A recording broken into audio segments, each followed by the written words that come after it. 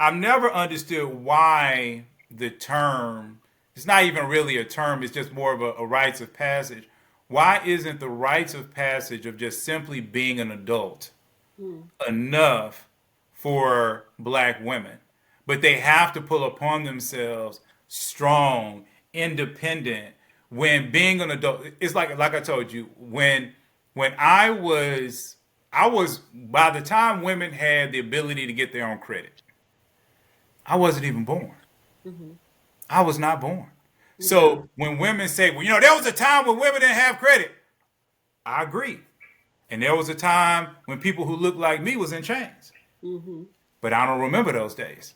Hmm. So I don't claim those days. And when a woman says, well, these men, no, no, no. That was your great great grandfather in them. Okay. It was men that are now 90 years old, or they knocking on the door, for going out. No disrespect for them. I praise the Lord for them. But let's be real. Most of the men that were suppressing women at like credit card level, job level, those men are either dying or they're in a retirement home. They're not around, basically. Basically, the men that you are dating, their whole life, women have had power. Yeah. So to be a woman that owns her own house, that owns her own car, that has a job, that has credit, you're just an adult. Right. Right. Okay? So why is that not enough? Mm. Why do they still have to have the strong, independent labels? And even there are women out there that say, I don't want those labels, blah, blah, blah. Then why do they accept them? Mm. Instead of just saying, I'm an adult. You don't say that about men, so stop saying that about me. I'm just Right. an adult. Especially if you want equal treatment, then, well, you don't say strong independent man. So Yeah. then don't say strong independent woman. If it's really, I think, again, that's another farce of the feminist movement. It's hypocritical and all that stuff. I think at the end of the day, there are women who want validation that they can make it, they are valuable, they are worthy without the intervention of a man. I think that's really what it is. I think our community specifically has been so broken that we don't see the value in having a man at all. And so we say, I don't need one. I choose not to have a man. And because I choose not to have a man, I'm a strong, independent woman and I can take care of my kids by myself and I should be applauded for that. Instead of, well, that's what you should do as an adult. Like you said, Hmm. that is just, that's, as people would say, adulting. That is what an adult is. They take care of their responsibilities because they're adults, not children anymore. And why do you need this badge? I think it gives them some. I think it gives some black women a sign of I am worthy, I am valuable, I am good enough. And instead of finding that worth in Christ, they're finding that worth in I'm the strong independent woman mantra. There's been songs about it. There's been movies about it. There's been all kinds of content about it. And it continues on today. I do think it's great that there are black women that are pushing against that and saying, hey, I don't want that anymore.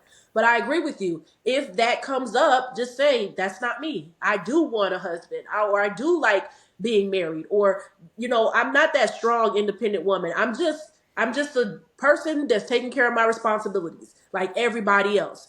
And so I think that's at the crux of it. There's black women who don't feel worthy. They don't feel like they're worth anything. They don't feel valuable. And they put all their worth and value in that strong independent mantra to make them feel better about themselves. And I think that's the wrong place to put your value and your worth in. And I think that's really the crux of everything. That's underneath everything. That's really what it is. You don't feel worthy, so you're making up ways to make you feel worthy, even though what you're doing is nothing special. Everybody since the beginning of time have had to take care of their responsibilities, whether they were single or married or not. So why do you feel like you need a trophy as a strong, independent black woman label? Why does that give you feelings of joy and accomplishment and worth? I think that's the problem. Cool, cool. As you brought that up, I wanted to ask you this, but I need to do a disclaimer before I ask the question.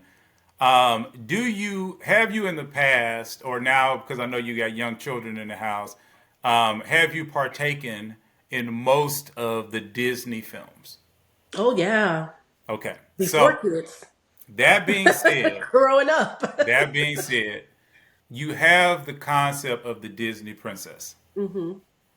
And one of the things that was very interesting to me, and I've even come up with a whole thing. I tried to do it several times on my channel, but it's hard to do because Disney will not allow me to show the footage. So it's hard for me to actually go through my statement on it. But we're talking a little bit about movies and how movies kind of play into it. And one of the things that was real interesting to me is, again, when you look at the Disney princess as a whole, and I always tell people, first of all, always pay attention to the fact that they're princesses, they're not queens. Hmm. That's one thing that people have to understand, because a queen is over her own domain. A princess is still waiting for a prince, or at least something else, for maybe somebody to die. She's still covered in a certain way. But even once you get beyond that, here comes Tiana Hmm. on the scene. And that's why I call this the Tiana complex. And if you really watch the movie, what's really interesting about Tiana is she's so different than all the princesses before her, not just because she's black, but in her attitude. Hmm. And not only is her attitude different, her man's attitude is different. Mm. Like, one of the things that I talk about a lot is, how hard goes with soft, right? And did we go over this before? This sounds very familiar to me. But hard goes with soft, right? And so you have hard over here like a fist, and then you have soft. And see, a lot of people don't understand that this is how it works.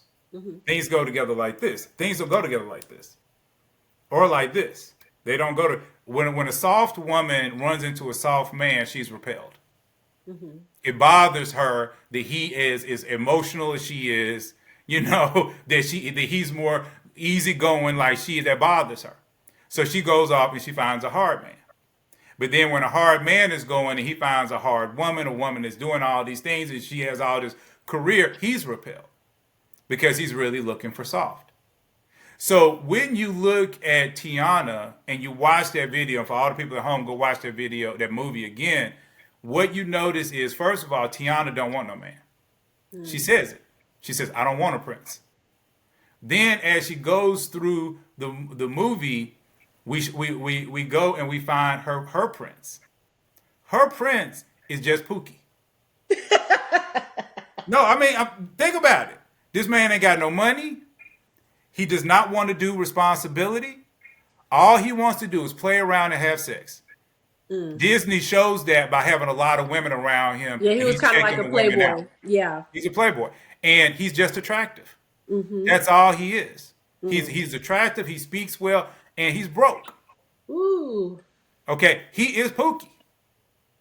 Okay, and what happens when they go? They turn into frogs and they go into the swamp. Yeah. Tiana takes care of him. She is the one that leads them out of the swamp. My goodness. She becomes the man, and he is the woman. And so Disney, this multi-billion-dollar company, who is studying black people, Oh my goodness. You're okay, preaching. has basically figured out that Yeah. the black woman is strong and the black man is weak. Mm. And it is the black woman that is the hard and the black man is the soft. But the black woman can never truly be happy because now she's dealing with the soft man. Mm. And if you look at that archetype, the whole movie lines up with that. Yeah. And she is so different that all, because when you deal with Belle, all Belle has to do, she shows up pretty, and then she becomes the beast's piece. Mm. And what do you hear so many black men that are actually walking in their purpose talking about? They're saying, "I'm looking for a woman to bring me peace." Mm. See, when a man is walking in his masculine, he's very much like the beast. Mm. He's angry. He's forcing his way through his life. He needs that woman to calm him down, to relax him, to bring him to that place of peace. He's looking for Belle. Mm. He's not looking for Tiana. Wow. So how do you feel about that? I have never thought about it that way, about Tiana, until you broke this down. This needs to be a whole video in itself. I never thought about it that way, but you're correct. She was more focused on her career the whole time, because she was like, my daddy and I. told me I could do whatever I wanted in my life, and I want to have this restaurant and make these biscuits or whatever she had going on. But that was her goal. That was her goal. And then she had a friend who was like the funny white girlfriend, Mm-hmm. and her friend was like in love. She just wanted to be in love. I want to be married. I want to be I want to be a princess or a queen or whatever. Like, she was so excited for that. But Tiana was like, I don't want that. That also is about what we talked about earlier, is that Mm-hmm. why was it that Tiana, the black woman, so focused on her career, but yet her friend, who she was best friends with, the white woman, was focused on getting married, was focused on being in love and settling down with someone. So that's another thing, that's an aspect that is kind of what we were talking about earlier, how black women are concerned, our culture, we're concerned with something totally different than marriage, and the other culture who gets married, they're concerned with getting married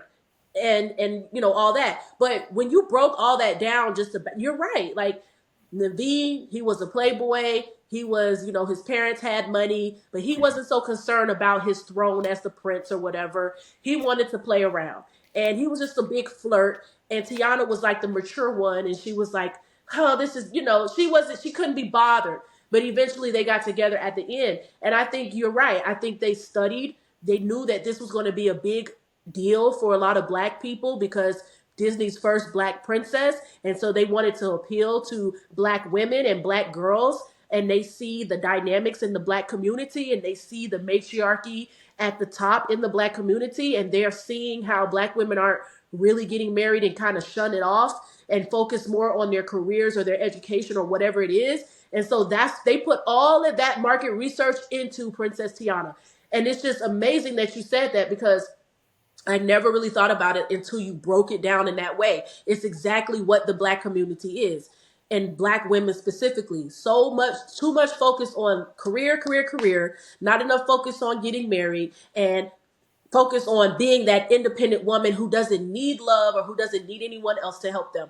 And that's really sad that like you said, $1 billion corporation was able to do that, to see that in the black community, specifically in black women, and put it in a Disney character.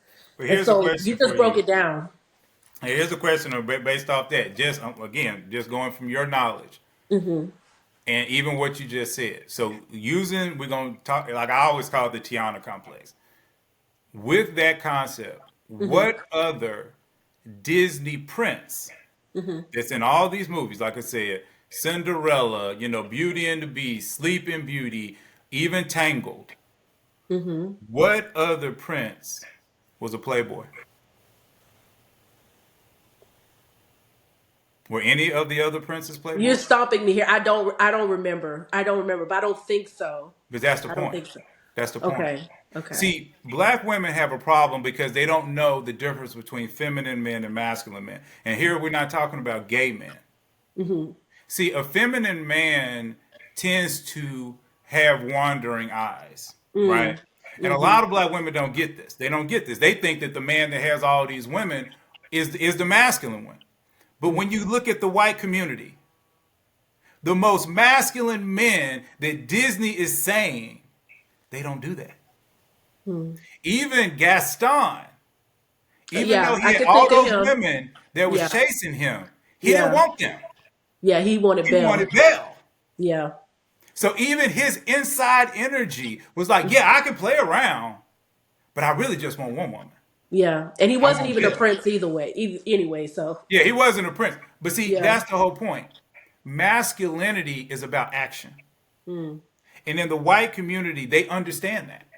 White Mm. women understand the man of action is the man that I want. Hmm. But the black community, Disney says, black women, y'all don't want a man of action. Mm. You want a man that's a hoe. Mm. You want a man that's had sex with half of your city. Mm. You want a man that's made babies all over the place. And why is it, do you think, that black women can't see this? Why can't they see that in every other community, the man that's about action, the man that is doing things, not the man that's out there in the street sleeping around, that's the man that all the other communities go after. Mm. Why is it that you think black women just can't see it? I think specifically the man that they go after is not, first of all, a lot of black women, again, I think black women are in our bubble. What we watch, what we consume is different from what other races of women or other people are consuming. And again, our upbringing definitely plays a big part. And also the type of men that we want. We see the type of men that our mothers got with. You see the type of men that our grandmothers got with. We see the type of men that our friends who are on their 10th baby shower and their 8th baby daddy. Like we see some of these women what they're going after, and they're not going after the accountant, they're not going after the man with the bachelor's degree, they're not going after the man that works at a post office and actually has an honest job, and he may just be a square, you know, he doesn't have the swag. They're not going after that. So you were talking about the white community, you were talking about other communities. You know, most of those women in those communities know what to look for in a husband because they've grown up in a culture that honors marriage and tells women this is what you want when it comes to a husband. It doesn't matter if he has swag or not. It doesn't matter if he is the great talker or not. A lot of these women, I mean, I have married white friends, and some of their husbands are would be considered squares to a lot of black women. You know, they maybe are computer science nerds, or maybe, you know, some would say geeks or whatever, like maybe a Steve Urkel type. They may not have the best game or whatever.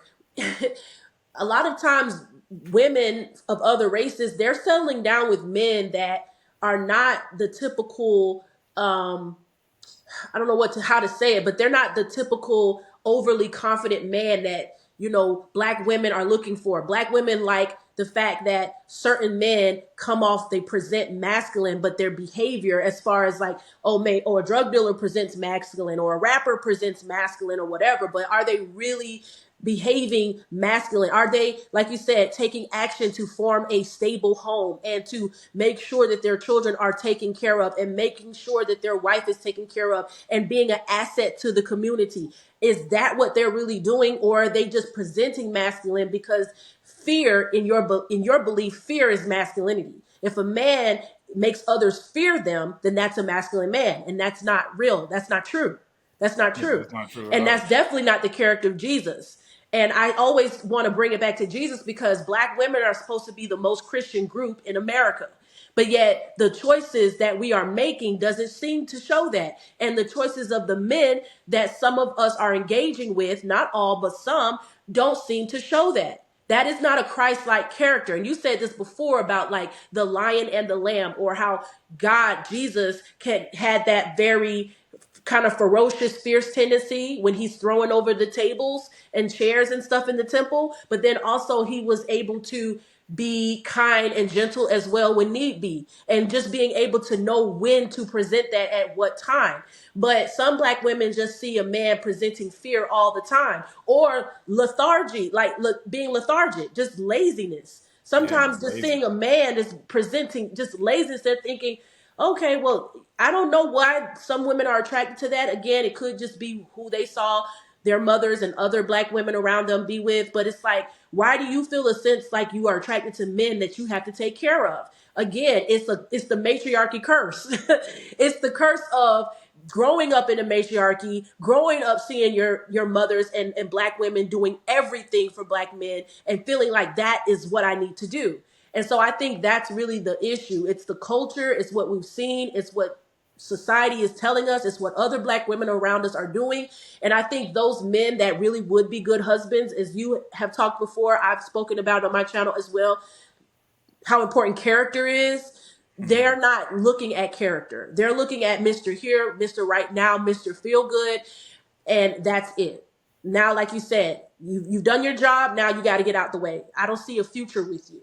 And so I think that's the problem, because a lot of the decent, good men that would make great husbands, I think some black women are just not attracted to those men because they don't present masculine, I guess, or they're not acting in a masculine way, or a way that they feel is masculine. They don't invoke fear, or they're not, you know, toxic or whatever.